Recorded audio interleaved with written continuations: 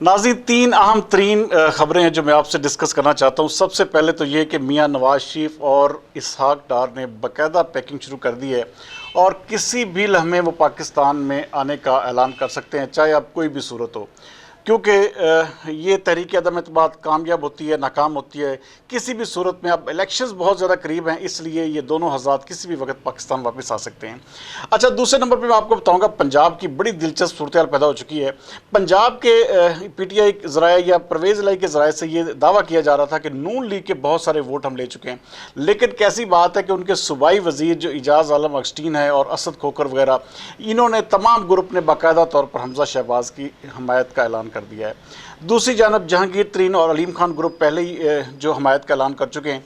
इनके टोटल कुल मिला के 26 नाज़रीन वोट हैं, जिनमें से कुछ 6 से 7 ऐसे हैं जो परवेज़ इलाही की तरफ जा रहे हैं। बाकी तमाम के तमाम जो 19-20 वोट हैं वो हमजा शहबाज को जाएंगे।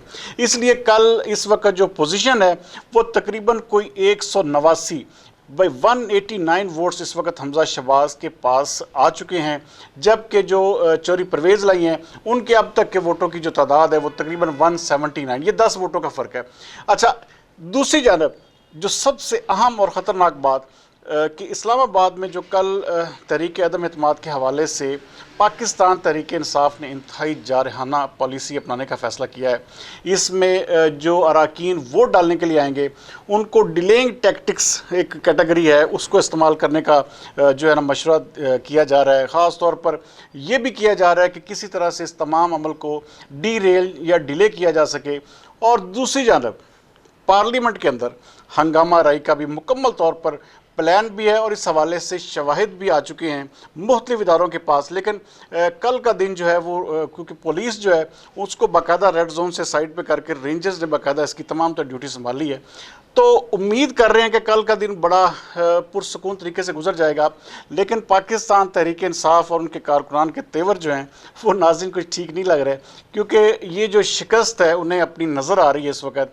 क्योंकि पाकिस्तान तहरीक इंसाफ अपने वोट जो इशाइया था जो वज़ीर आज़म इमरान खान ने दिया था उसमें भी तमाम सिर्फ 140 के करीब अरकान थे, 140 अरकान सिर्फ वहाँ पर जमा हुए, जबकि 172 चाहिए। तो वोटिंग के हिसाब से इस वक्त जो है ये लोग आलमोस्ट हार चुके हैं। लेकिन अब ये मैं ना मानूं वाली बात है कि किसी भी तरह से इमरान खान साहब ये चाहते हैं कि इस मुल्क को अनारकी की तरफ ले जाया जाए।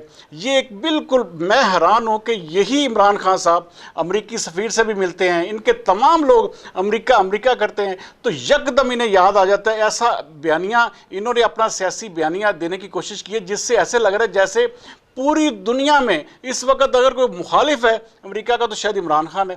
तो ये मेरे ख्याल में सिर्फ़ और सिर्फ अपने आप को सियासी तौर पर अपने आप को बड़ा करने के लिए और अपनी आवाम को सिर्फ तकसीम करने के लिए ऐसा किया जा रहा है।